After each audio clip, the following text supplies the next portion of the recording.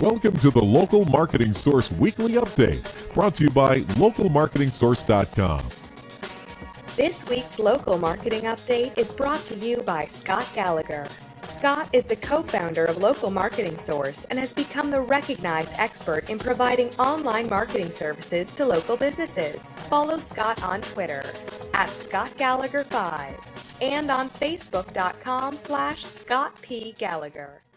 Hey, well, good afternoon, everyone. Scott Gallagher here with Local Marketing Source, bringing you our weekly local marketing industry update. Now, next week's LMS member faculty call is going to be Wednesday, July 17th at 4 p.m. Eastern, and the LMS membership provides access to our private Facebook group, portal of different videos, and live questions. Now, this week, this is an interesting week. There's not a lot of major updates this week, but there seems to be a lot of discussion out in the SEO community about link building. Google has published a few different things, and we're going to talk about different aspects of link building, especially primary related to a local business and not just basic websites that are out there.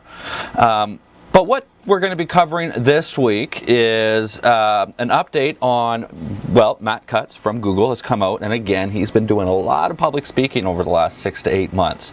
And this last week, he gave a large disclosure on why links still rule, why they are still the #1 source of factors that search engines look at in order to rank your websites, and especially how SEOs, search engine optimizers, really have it all wrong. Well, you know where I'm going to be going with this one anyhow, but we're going to get into some details and examples. Now, on the other side, search engine optimizers, well, there's a study that was released by another group that's out there, and we looked at all the different factors in terms of the SEO community. And SEO community still says that yes, links still rule, but not based off of future predictions. And we're going to take a look at that and the integration of social and try to simplify that a little bit for everyone that's out there. And then finally, another study here that 50% of companies, 1/2 of all the businesses out there that are struggling with search engine optimization, don't have a social channel included, or they haven't integrated social media. Well, the statistics are showing that social media really is not doing anything for local businesses, or any businesses for that matter, that are out there. And when we start to look at the percentages of business that's acquired and where the sources are, less than 2% of local consumers are getting their information from social sites like Facebook, and even paid advertising in items like AdWords and whatnot. But why is social media so important? Well, we're going to get into some of that.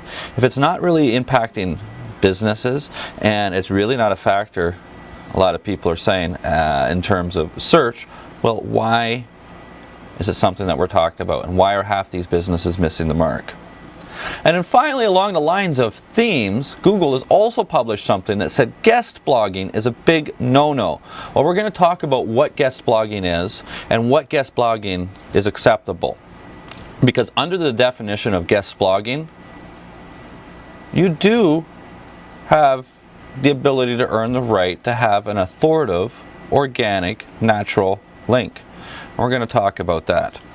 So that's what I'm going to get into for this week's update. And for the tips, just to give you a little bit of an overview, last week we talked about the 7 things that you should never do in terms of link building. We seem to be having a link building theme going on. It's kind of a big circle here.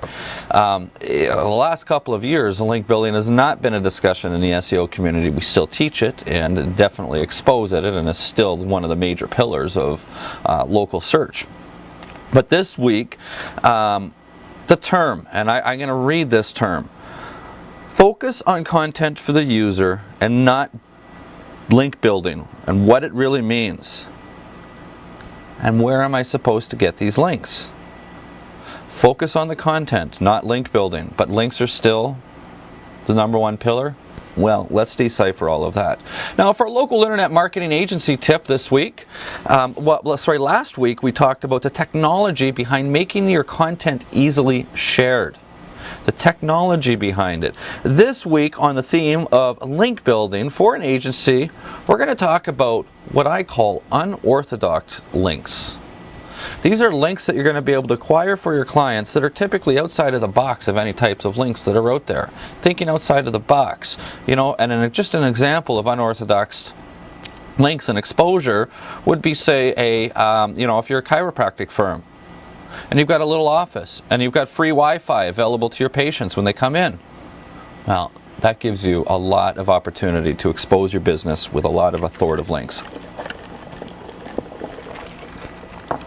For LMS members that are on the call, if you haven't been into the Facebook group lately, definitely get yourself into our private Facebook group. We've got some new members in there talking about different things. I'd like to welcome Daniel from Mexico. And we just had a new student sign up today, Paul. He is a former police officer, so I'd like to welcome Paul as well. It's just amazing the diversity of students that we get in. Some of our students are building internet marketing agencies. Other students are local business owners. Some people are retired. Some people have previous education. We've got some students that are masters. We've got some students that haven't even completed high school. We've got people that are just working out of their house to others that have built an office with 10 different employees running around. We've got a whole variety of different students at Local Marketing Source. So definitely get in there and introduce yourself. Share your story a little bit, where you come from, what you've been doing, what you aspire to achieve. And it'd be amazing what comes out. And it's nice to see Dan talking about some of his strategies in Mexico.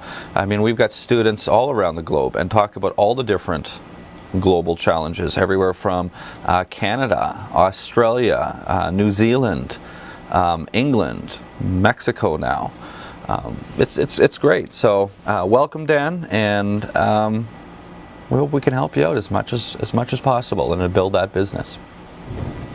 So for our weekly update, talking about Mr. Matt Cutts, on why link building still rules. Why link building is important. Well, one of the things that Matt says, and this is going to come as no surprise, we hear it all the time, he said in a perfect world would be where webmasters create content for the users. Well, our industry's really got to have a lot of a shakeout because, you know, when the internet was introduced, 1992, I got on it in 94, nobody knew about it. I mean, I was in university in 95, and the advantage that the internet gave me, because my professors had no idea what was going on, what was out there, things have really changed quite a bit. But, you know, going back to the days of the mid-90s, even to the first half of the decade of 2000, in 2006 alone, in one day, there was more content created on the internet than the first 12 years of the internet. Well, the reason for that is users are creating content. Now the internet is owned and created and built by people. We all can do that. But back in 1995, I wanted to put a web page up, and I had to teach myself HTML programming. It was a challenge. I taught myself. I managed to get up multiple different websites from 95 to 2000, but it was all self-taught. It was all code-based, and it took a lot of time. As an entrepreneur now, I'd never have that time to be able to do that. I go set up a website, a little bit easier in WordPress. There's a lot of different push and, you know, do this and make that easy and to get it out there. But the point being is up until a few years ago, the internet was built by webmasters. And the webmaster had to be a jack of all trades. At some point in time, we all forgot that the webmaster is also trying to act like a marketer, a programmer, a graphic designer, a project manager. These are all different roles, different hats that need to be worn in order to build a website, because each of us have different skill sets.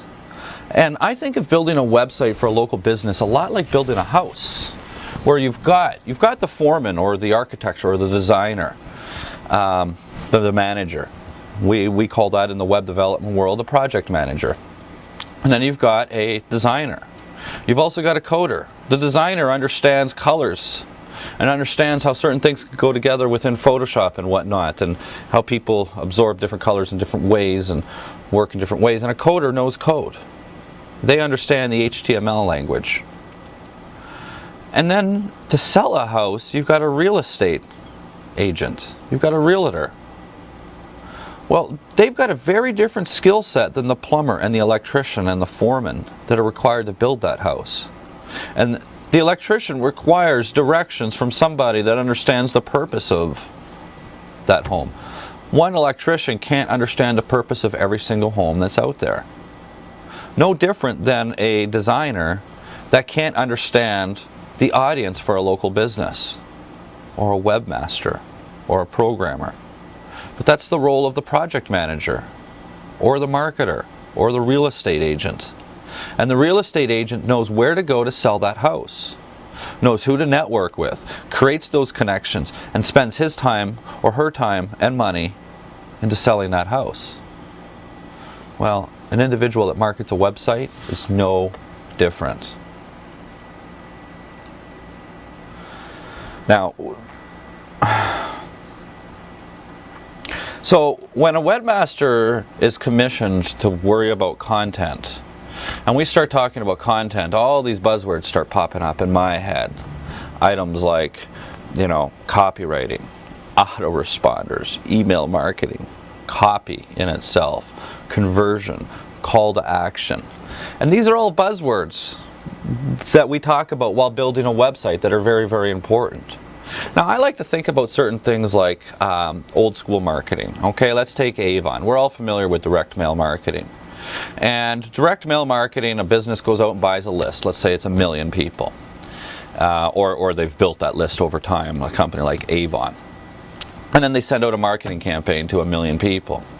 Well, they know that a certain percentage of these mail recipients are going to open that package up. So that's called our open rate. They also know that there's a percentage of people that have opened that package up that actually take action and buy. And based off of that, they've also determined the average value of each buyer. So they can easily work back and get good estimations that if they send 1 million packages out, or 1 million envelopes, they're going to get X number of dollars in sales. They know their expenses. They can determine their return on investment and whether they're profitable or not.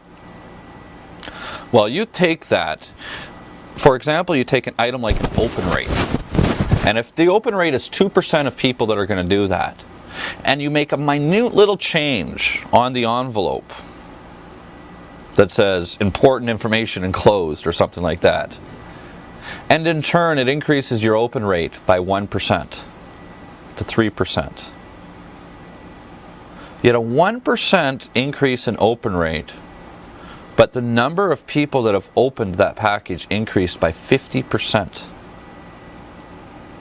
With a 50% increase in the open rate, you're also going to have a 50% increase in your sales, 50% increase in your profit. So just by adding one little thing on the envelope that says important information enclosed, this business could increase their profit by a dramatic 50%. It's astounding. That's the one thing that I love about internet marketing, is these little tweaks here and there that can ultimately be made to make a big impact. And conversion on a website is just that. When people come to your website, the whole definition of marketing is creating content that's relevant for prospects, users, and your society at large, and distribute it in areas that your audience is going to reside.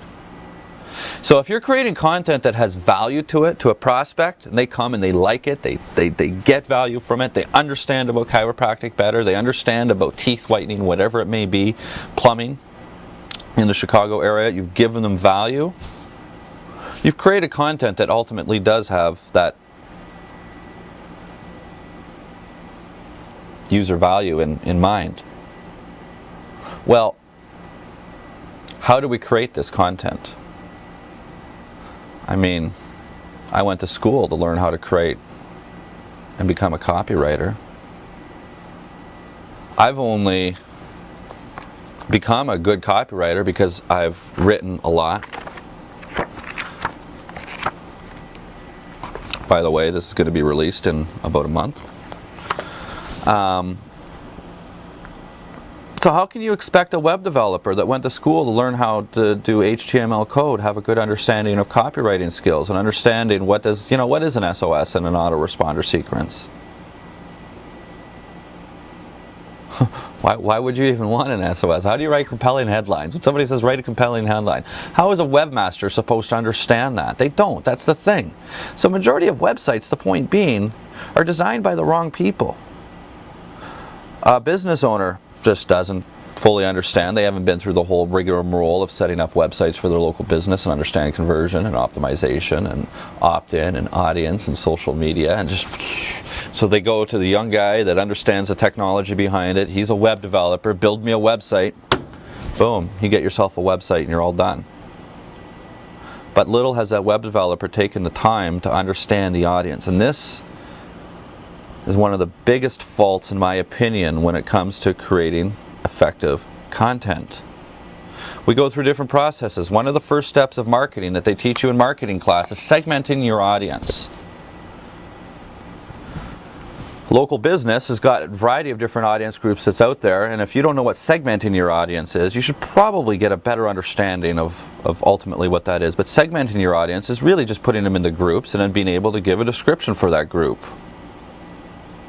You know, a chiropractor. Well, one of the audience members that I would fall into would be a middle class working family that is interested in wellness care. Another audience group for the same chiropractor may be self-insured car accident victims or fully insured car accident victims. Whatever the case may be, you can define and create different audiences. And once you've got, the beautiful thing about creating content for a website is, I tell all my students to go ahead and create 5 profile groups for every small business client that you have out there. In your customer file, you've got those 5 customer segments, those 5 customer profiles. When you're writing content, focus on one of those different profiles and write to them as if you're writing to them. Use their jargon.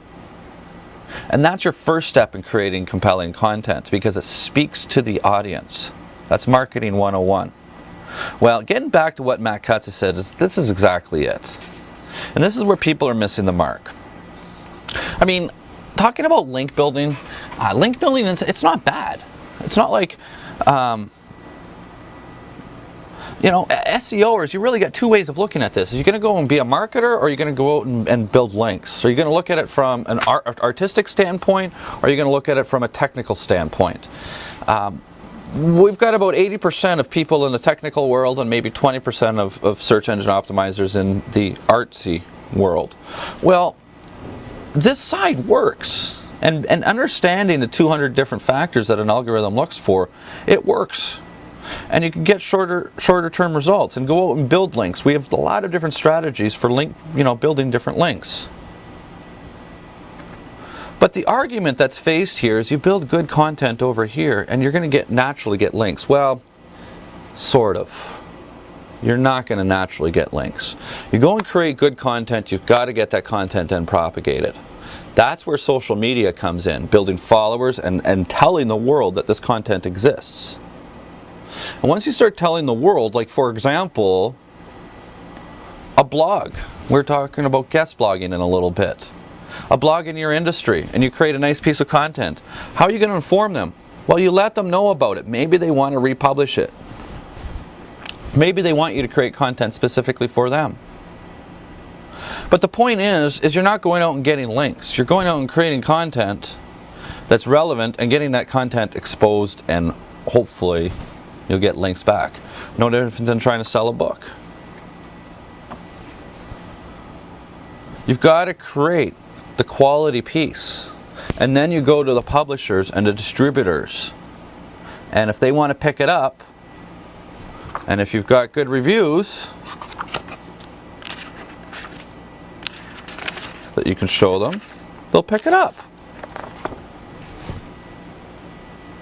Your digital content is no different than traditional book marketing, let's face it. Press release links.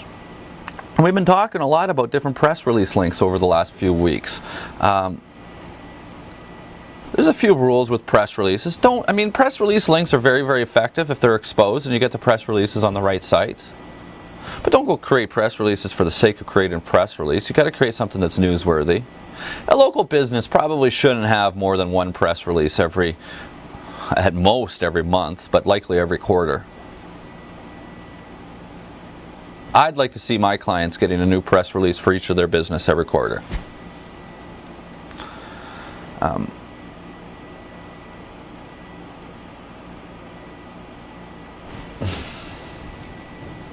They're talking about content syndication. Matt Cutts was talking about that. I don't know if that's really as relevant for local businesses. This basically means when content is published on multiple sites and having the rel equals author attributes. We already recommend that, highly recommend that. But I mean, if you're using the XML plugin on a WordPress site, every new submission gets a new XML file created and submits it immediately to Google. That's your timestamp for that content. Even though it is recommended by Google, you know, that content syndication could take a couple of weeks, you're looking at a couple of minutes if you're doing those steps. And you're ensuring you have the XML file and you've got the author attribute in the HTML markup language. All right, now moving on. Just give me one second here. SEOs, we were talking about Matt Cutts and how he's come out and said content rules, but the SEO community comes out and says, links still rule. Content and authorship will rule later. Whew. Thank God they're saying that, because that's the absolute truth. If it doesn't rule right now, I don't know where I quite sit, but let's look at some percentages.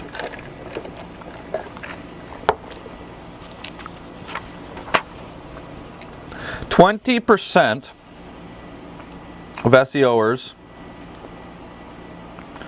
suggest that domain level authority link building links are number one. 20%. 19% say internal links. What it comes down to is about 40% of SEOers say that link building is still the number one strategy. 25% of SEOers say your focus should be on content and keywords. So that leaves us with 65% and the remaining 35% is a variety of different factors that include social media, domain branding, URL branding, that blows me away. Domain level keyword usage, still 7% of people still feel that way. But there's a few things that the SEO community can agree on now. And that is exactly with what Matt Cutts has been talking about. Surprise, surprise, surprise. We need to have a better understanding of how to create the right content for our audience. And content means written, visual, and video. Visual being images. But that's our ability to deliver it. Well, I guess you've also got audio as well, and I've got my own podcast out. So it's important. But mark my words, create quality content for your audience. That means understanding your local community and creating content around that local community, understanding your different audience groups, your segments, and creating content of relevant for them. Creating content that on a regular basis and have it housed effectively on your blog to allow your site to have consistent growth. Propagate that content properly. Ensure that you're creating measures to make content easily shared. This is something we talked about 2 weeks ago. Because once your content is propagated, which means sent out into the world, the easier you can make it to share, the more likely it's going to get shared. Just like when we talk about a review acquisition strategy and you create a postcard and you put a little QR code on it and you send it out, or don't put the QR code where they've got to type in the URL. You make things easy for people. But today, SEOs still like their links. I'm not one of them. Study done.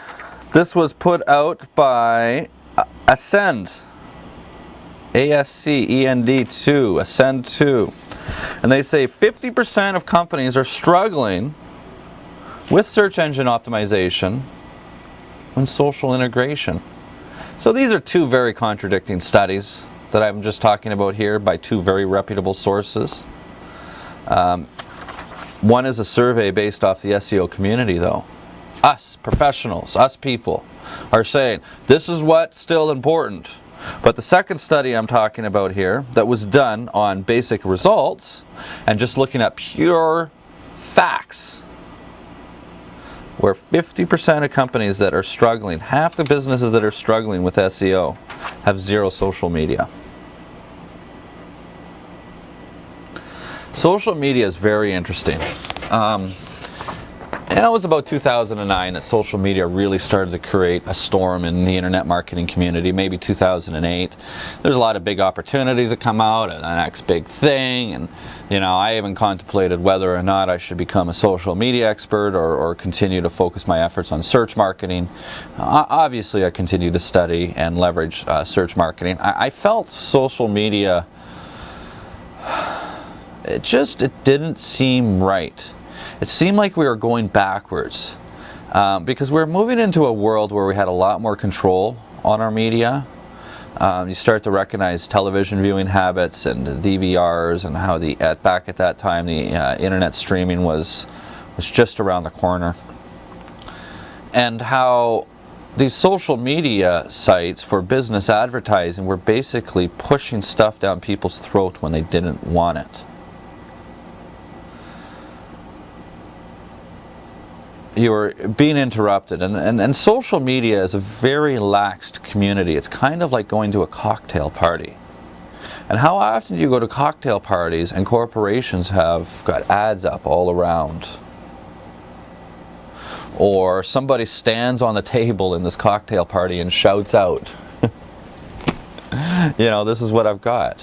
Well, social media marketing experts have, you know, they quickly caught on and realized that, you know, this is not a self-promotional whorehouse where these messages can be just pushed out left and right, but that value had to be created and communities had to be created. And we create communities in different ways. You know, at Local Marketing Source, one of the ways we've created a community with our Facebook and social media group is the interaction with our audience and learning about our audience in a public forum, and then showcasing and making heroes out of our audience that other members can follow and assimilate.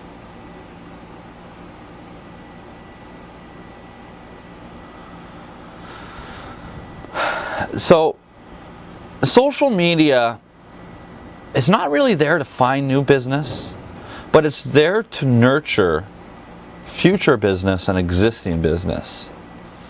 And nurture that relationship. All businesses are built on relationships, whether we have the internet or not. It's about relationships, and the internet hasn't changed that. A lot of us have really forgotten that a lot. But social media is just another leverage point to further nurture those relationships. Now, how social media tends to work with SEO. Well, back in 2009, all these SEO sites, excuse me, all these strategies that were popping up, talked about the no-follow links on social media. And so we didn't even want to look at any websites like Facebook that had this no-follow. Well, that still didn't make sense because it gave a business exposure, and it gave business exposure in the relevant areas. And I often question that. You know, I understand how Google can't crawl certain areas of Facebook, but this is a whole other discussion why Google Plus actually ultimately exists as a social network. They're collecting data. They need people to be signed in.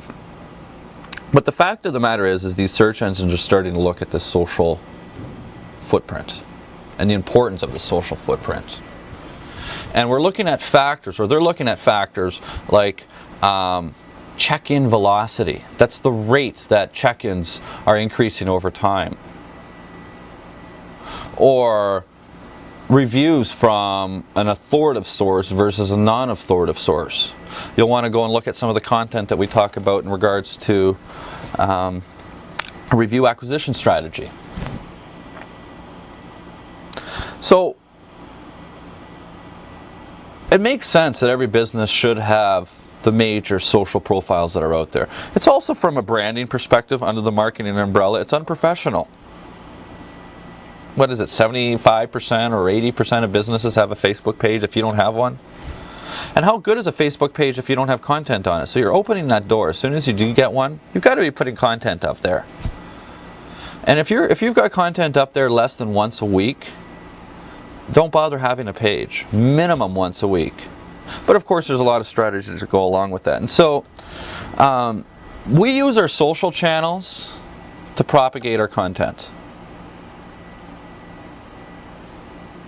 The more we get shared, the more followers we create. We're not very aggressive on follower. But of course, you've got the offline things, and you know, like here, this is a QR code.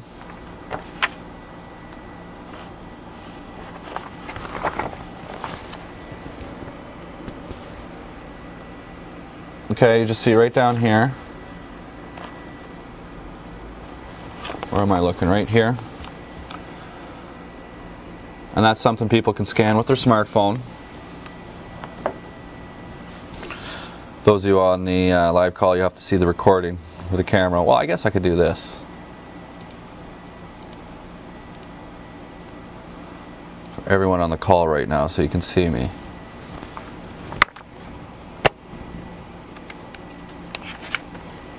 There.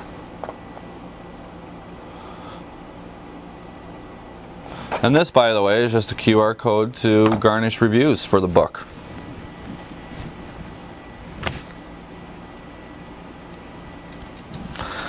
All right.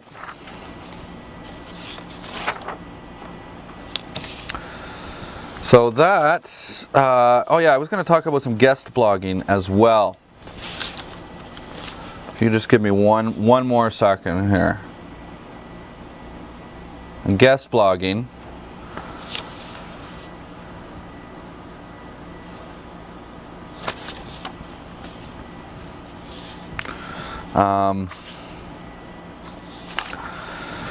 Guest blogging is basically contacting somebody with a blog and saying, hey, can I write something that's got unique content on it? The blog master says, okay, I get a free piece of content. The guest writer writes the piece of content, puts 2 or 3 links into it, specific anchor text links that link back to their website. What a great strategy to get links. Go and be a guest blogger. I can go to Elance or freelance.com and go and get articles created for $5 or $10 and send out 500 emails to 500 people to get 500 links. That's a guest blogging strategy. And the big hoopla right now is Google is coming out and saying, don't do this, that's, you know, we know it, blah, blah, blah, blah, blah, don't do it. Well, I'm not telling you not to do it, but I am telling you not to do it the way I just described it. That's not guest blogging. That's not really offering value. That's being a whore out there and trying to get the link first.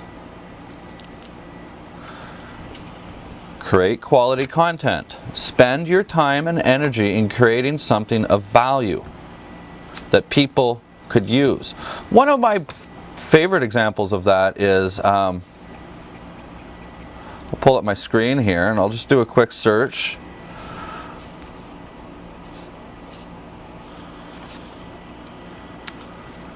See, you know, top 10 local SEO strategies. It's already a pull down. And what's, you know, the first post is a Warrior Forum post. The second post is mine.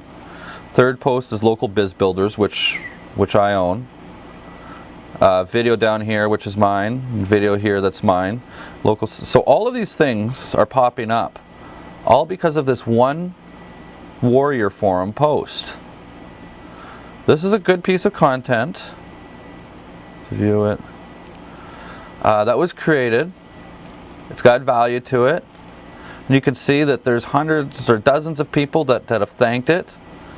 The information is very, very useful. Great post, and it's just very in-depth, well written. Great, oh, that's me. Great info. Great post. Thanks for the great info. Really appreciate it. Great overview. So this obviously is a piece of content that was well consumed by my audience. And this content was then propagated and distributed. And the truth is it was actually on this site first for a day, and you can see that Google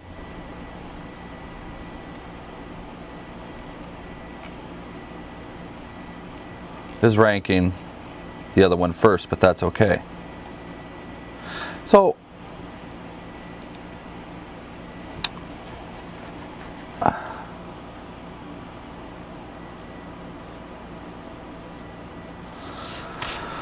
the blog posts,